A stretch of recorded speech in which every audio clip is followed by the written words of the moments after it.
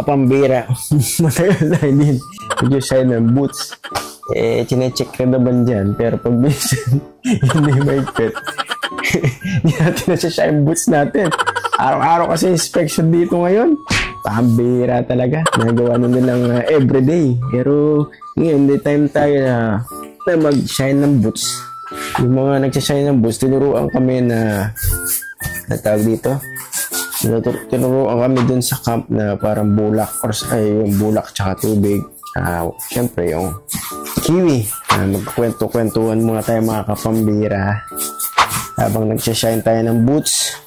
Yan ang kwento natin. Balikan muna natin yung mga ninaisip akong balikan ng nakaraan, no?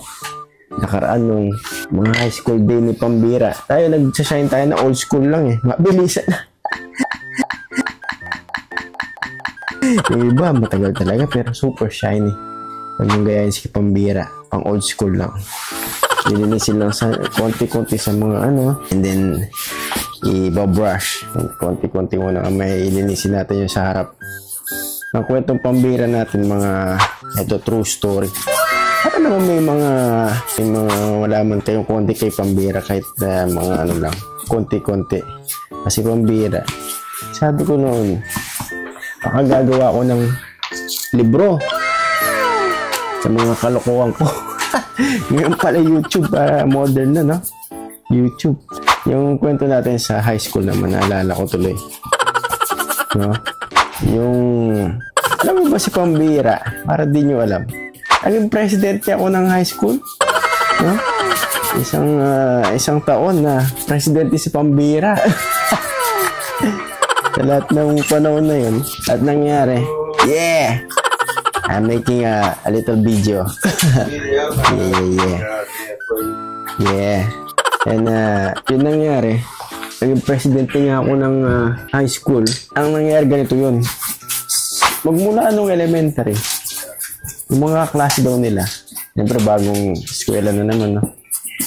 Mga klase daw nila, yung nagiging president is babae. Yan, ayaw nila na talaga na maging presidente ng babae, no? Usap-usap silang ganyan. Sa Pambira, meron mga masamang intensyon, no? Mautak tayo, hindi naman tayo matalino, pero tayo na yung mga kalokohan talaga ba? Parang nag-usap-usap sila. Ano magiging presidente na? Natin babae, kasi may mga matalino ng babae, diba? Ito nangyari niya, sabi. Ayaw na natin babae, dapat mambili tayo ngayon. Sino kaya, no? Ako na lang kaya. Nag-president. Nangyari talaga, nagkatotoo na mga Pambira. O sige, nangyari sila. Kasi si Pambira, di naman nahiya. Naging presidente tayo ngayon. Sa high school, yung mga kwentong Pambira, di ba? Mga kalokohan natin, true story yan. Meron pa akong naging mga kalokohan. Pambira, minsan dadaldal sa klase or meron ng katag-team shoutout kay Daniel Manluca. Tuwing may mga, alam niyo mo, pag merong math week, science week, nangyari, merong mga labanan na mga poster making, parang paint or something. Basta labanan every time na mga estudyante. Tapos, may mga prize yan. Tapos, ipopost ko pa sa dyaryo. No? Pambira talagang. Ang tawag na may tawag na nakalimutan ko. May masamang intensyon yung parang merong yung gusto talaga ng mga kalokohan tsaka yung mga konting kasikatan. Kaya bakan nagpresenta ako ngayon sa meron mga poster making, gano'n.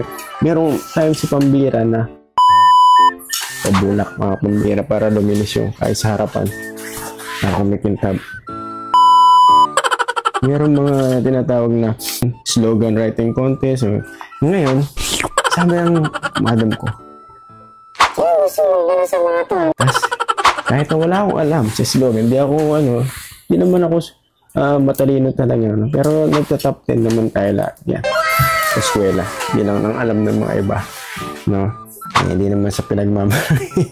Yan, sa mga high school yan, okay naman tayo yung grades natin, hindi tayo bumabagsak sa mga hanggang sa college. Marami rin na papatulong pa minsan mga tulungan rin. No, anong nangyari? Ma'am, ako po ako. Wala pa akong alam yan, ha? Tsaka hindi ko alam talaga. Tsaka wala akong alam siya. Wala akong alam sa slogan. Ang naisip ko ito, mga pambira matindi. Meron akong pinsan. Ayan. Shoutout sa'yo. Matagal na kami hindi nakita. Timothy Bautista, shoutout. Yan, yun lang kitang mapasalamatan ulit sa slogan na yun. Meron akong, bago ako nagtaas ng kamay, naisip ko yung pinsan ko. Kasi may pera, sabi. 500 pesos na price. No? Tapos, pipicturean ka pa sa dyaryo ng high school. Ang nangyari nga, naisip ko yung pinsan ko na yun, matalino eh. Nagbabaledictorium ba naman, hindi matalino. Mula elementary, naisip ko na siya. Napatulong ako dito. Sa pinsan ko ako. Mananalo ako dito. Siyempre, kahit na may matalino kang pinsan, matalino rin naman yung mga kasama mo gagawa ng slogan. Alam kung mas matalino siya. Mananalo. Isang linggo bago mag-umpisa yun, nagpaturo ako. Ang galing niya! Men, di ko akalain pati ako nagbilib talaga. No? Alam niyo ba, yung paparating na yun mga sa mga edad natin no? Yung mga millennium, yung mga ganon, 90s, yung mga pag ganon, yung mga paparating na yung year. Diba? Tapos yung mga topic dun is papunta dun sa year na yun, tsaka tungkol sa math. Na ilang words lang dapat, mayroong mga standard, no? Ikot-ikot lang yan dyan, mga pambirang gano'n lang shine. Sa pataas, tas pa side down. Kaya kumikintab talaga yan. Kaya mga pambira, yun nga. Ito yung words niya, ang galing niya. Hindi tutulungan kita na. Basta libre mo lang ako na. Yan ano. 500 pesos yan. No? Ito yung words na to mga pambira. Hindi ko makalimutan to. Sinabi ko rin sa mga ibang kaibigan ko. Sabi niya, pakinggan niya ha. Since time immemorial. Ako di immemorial ha. Hindi ko pa alam na. Sige, tuloy-tuloy ko muna. Since time immemorial, math is beneficial. It makes individual far more intellectual, which is very essential in millennium's arrival.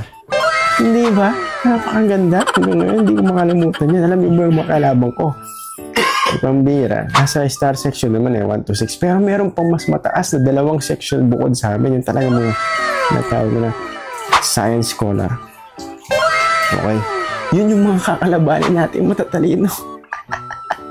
Pero si pambira, siyempre, di naman matalino. Working smart lang. No? Ano nangyari mga pambira? Ang gaganda ng mga slogan nila. May makulay, may mga yung sa akin. Ginawa ko lang. Humingi ako ng stencil na pang lettering sa uncle ko. Tapos black na marker with pentel pen. Nag-stencil lang ako, sinundan ko, tapos shade ko lang, halimbawa S. Tapos meron siyang S na ganyan, S, tapos shade mo lang yung para maging bold siya. At yun, nangyari, mga kalabo ko makulay lahat. Pero, alam niyo ba, sinanalo? Kasi pambira. Wala namang iba, di ba? Pambira nanalo yan. Kaya salamat. Shoutout kay Timothy Bautista. Panalo tayo ng high school. Sumikat tayo ng high school kahit isang beses dun sa slogan na yun. At nadyaryo tayo. Pero kami na nadyaryo. Tuwang-tuwa ko. Pag na Sunday, siya pa nakikita kami ng pizza ko, libre ko siya. Di ba? Matalino talaga yun. Kaya ngayon, nasa Australia yun. Yan ang kwentong pambira natin nung kabataan natin na nanalo mga kalokohan ni pambira. Yan, nakagawa na tayo YouTube. Kita yung mga libro pero gumagawa tayo YouTube. Tsaka yung mga susunod na mga kwento pa natin yung pambira sa mga susunod na araw. Okay, tatapusin ko muna to. Maraming salamat ha. Kaganda yun, di ba? Talagang magandang history na nanalo si pambira. True story. Bye-bye.